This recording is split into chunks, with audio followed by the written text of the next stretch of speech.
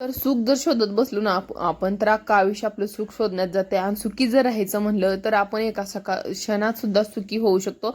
तर hi hello नमस्कार, पुन्हा एकदा माझ्या नवीन ब्लॉगमध्ये तुमचं अगदी मनापासून स्वागत आहे सर्वांना. श्री स्वामी समर्थ. तर सकाळचे आता सगळं काम वगैरे कामाला सुरुवात करायची आहे. तर आता इथं सकाळी वाजलेले असतील बघा, बहुतेक 6:30 वगैरे वाजून गेलेले असतील. आता माझी सकाळची चाललेली आहे तयारी. तर आता मी इथं थोडंसं व्यायाम म्हणण्यापेक्षा एक फेरफटका मारत असते. सकाळ सकाळी झोपेतून उठले की थोडासा चहा घेणे. आता ज्याचं त्याचं सकाळी उठलं ना तर वेगळं वेगळं रुटीन असते. कुणाचं असते हळदीचं पाणी पिते, कोण कोण चहा घेते, कोण फक्त कोमट पाणी पिते.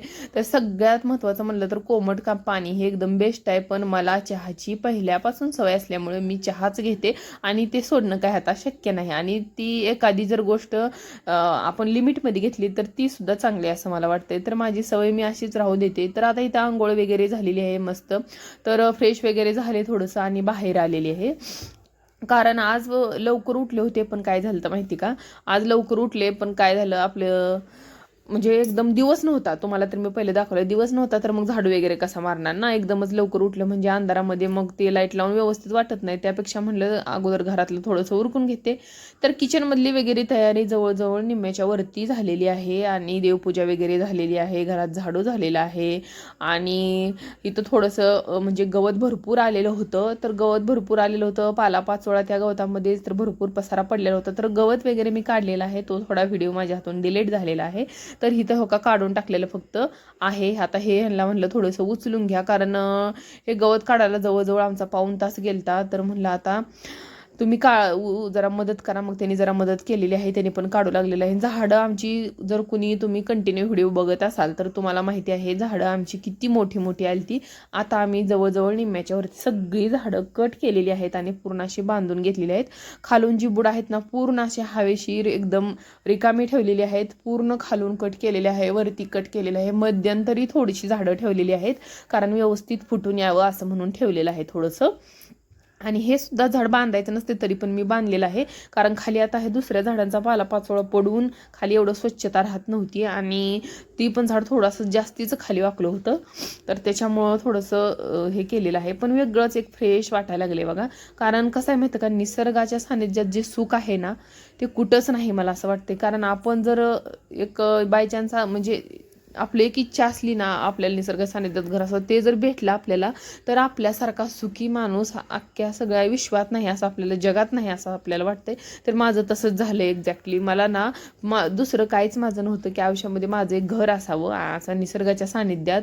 कुठं निसर्ग म्हणजे जास्त धावपळ नाही, जास्त गाड्यांचा आवाज नाही, जास्त म्हणजे गर्दी नाही, असं जास्त म्हणजे असं एकदम रिलॅक्स लाईफ जगण्यासाठी मला थोडंसं असं गावापासून लांब असे घर पाहिजे होतं. तर तसं माझं झालेलं आहे. आणि माझी सध्या ना एकदम निसर्गाच्या रिलॅक्स वातावरणात, आपण खेडेगावमध्ये कसं राहतो तर तशा पद्धतीच्या वातावरणात राहते. ते असं जर वातावरण आपल्याकडे असेल ना तर आपण आजारी पडत नाही ना, आपल्याला जास्त गोळ्या खायची गरज आहे. पण असं पण नाही की आता ज्याचा त्याचा प्रश्न असतोय, कोणाकोणाला नोकरीच्या निमित्ताने, कोणाला काय आपला व्यवसाय, कोणाला कोण व्यापारी असते तर त्यांच्या पद्धतीने त्यांना राहावंच लागते त्या ठिकाणी. पण जर शक्य झालं तर जर आपल्याला आयुष्यामध्ये घ्यायचंच असेल तर आपण अशा ठिकाणी घेतलेलं एकदम बेस्ट असं मला वाटते.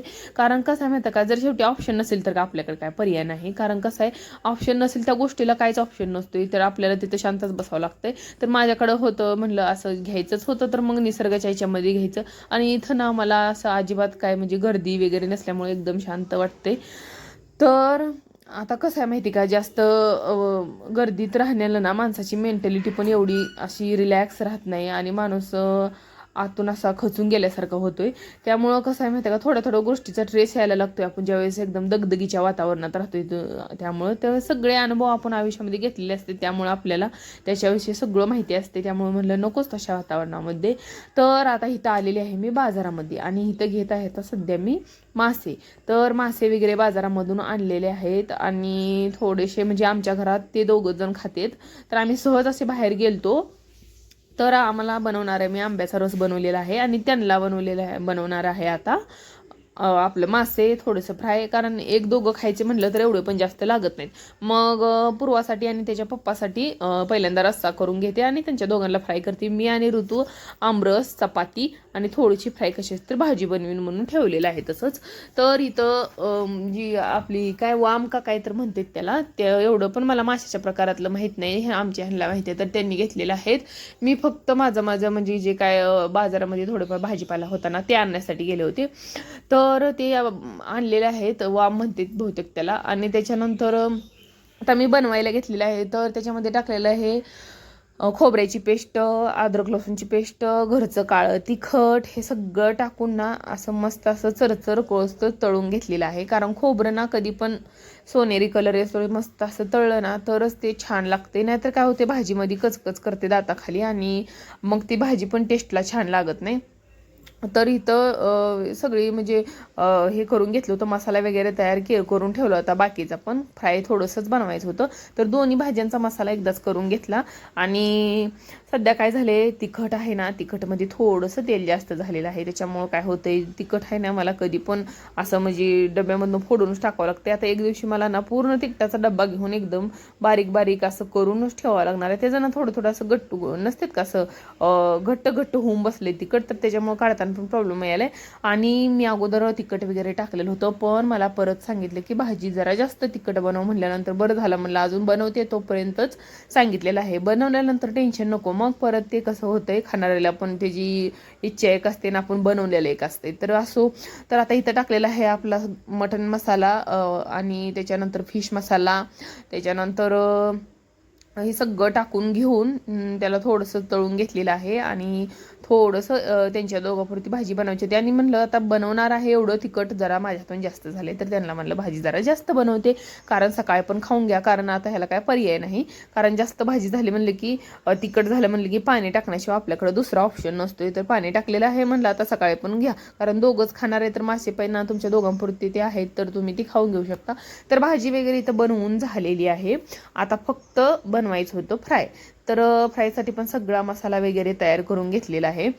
तर मी काय करते, कधी पण भाजीला ठेवलं की असं एक थोडंसं गरम होऊ द्यायचं, त्यानंतर गॅस बंद करून टाकायचा. त्याच्यानंतर उकळी काढलेली आहे, त्याच्यामध्ये मासे टाकून दिलेले आहेत. नाहीतर काय होतं माहिती आहे तुम्हाला, जर वेळेस भाजीच्या बनवताना जर मासे त्यात टाकले तर मासेचे पूर्ण काटेच राहतील, मग फक्त मासे कुठं निघून जातील काय पत्त्या लागणार नाही. कारण काय होतं माहिती का, मासे एकदम सॉफ्ट असतात आणि उकळी आल्यानंतरच मी टाकते आणि लगेचच काढून पण घेते थोड्या वेळानं.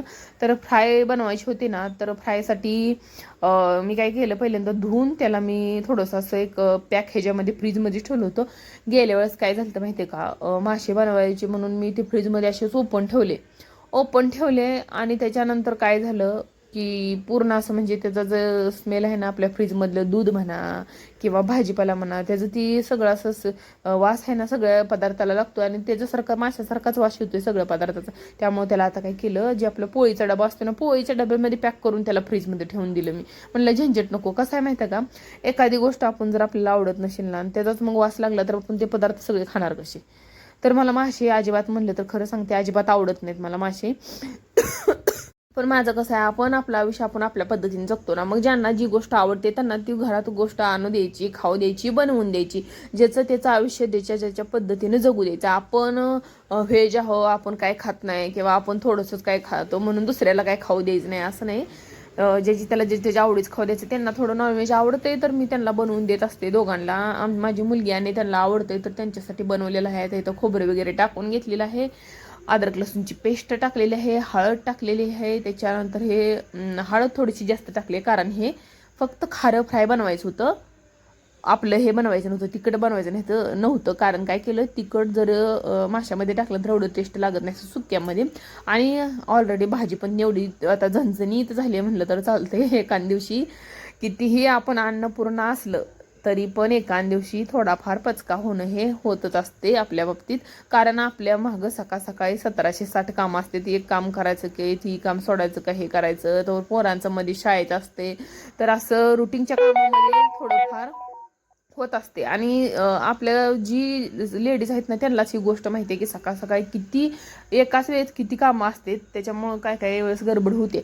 आणि हे जर माझे थोडंसं म्हणजे जेंट्स लोक म्हणजे जेंट्सला ना थोडंसं अजिबात पटणार नाही. कारण कसं माहितं का, त्यांना काय ह्याच्यातलं माहीत नसते. त्यांना असंच वाटणार की लेडीजला काय काम असते, तर असं वाटते. काय काय जण आता समजून घेतात, पण काय काय जणांना असंच वाटते. तर असो. तर आता ना हे थोडंसं ग्रेव्ही बनवून झालेली होती, तर थोडीशी ग्रेव्ही बनवून झाली याची की याच्यामध्ये थोडं जरा घट्ट झाल्यामुळे थोडंसं पाणी ॲड केलेलं आहे. आणि त्याच्यानंतर जे काय आपले मासे होते ना तर याच्यामध्ये टाकून घेणार आहे. आणि टाकून घेतले की थोडेसेच आपले नकळत थोडेसं ही करून घे. तर मी अजून एक मला सांगायचं राहिलं की मी ना व्लॉगिंगमध्ये ना सगळं असं म्हणजे एकदमच थोड्या थोड्या भाज्या वगैरे दाखवत असते. आज पहिल्यांदाच थोडंसं म्हणजे व्लॉग मोठा केलेला आहे. ती पण या कारणामुळे केलेला आहे की आपलं जर खरंच आवडीनं कोणी बघत असेल, तर आपल्याला तर काही माहिती नसते कोण बघतंय काय, पण एखाद्या वेळेस जर आपला व्हिडिओ त्यांच्यासमोर बाय चान्स गेला आणि त्यांना जर आपल्या व्हिडिओमधून काय शिकायला भेटलं तर चांगलं आहे. मग एखाद्याला रेसिपी वगैरे पण काय काय जणांचं नवीन असतेत लग्न झालेल्या मुली किंवा काय काय लेडीज तर त्यांना ना भाजी येत नसते, तर त्यासाठी थोडंसं ना थोडंसं म्हणलं एका एका व्हिडिओमध्ये थोड्याशा भाज्या एकदम प्रॉपर दाखवाव्या.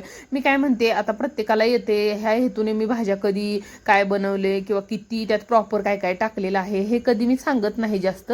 पण कधी कधी म्हणलं आता आपण कधी कधी सांगितलं पण पाहिजे. कारण मी काय करते कधी कधी पूर्ण आता समजा एखादं भाजी भरपूर भाजीमध्ये काय काय पदार्थ टाकले असते ना, तरी पण मी काय करते माहिती आहे का, एकदम थोडंसं शॉर्टमध्ये सांगून टाकते आणि एकदम शॉर्टमध्ये दाखवते. पण अगदी एक एक एक दिवशी तर ना एक अर्धा मिनिटामध्ये अख्खी भाजी दाखवून टाकते. तर एवढं फास्टमध्ये बघ ते समजत नाही, म्हणून आज थोडासा व्हिडिओ मोठा झालेला आहे. तर असा होता बघा आजचा व्हिडिओ.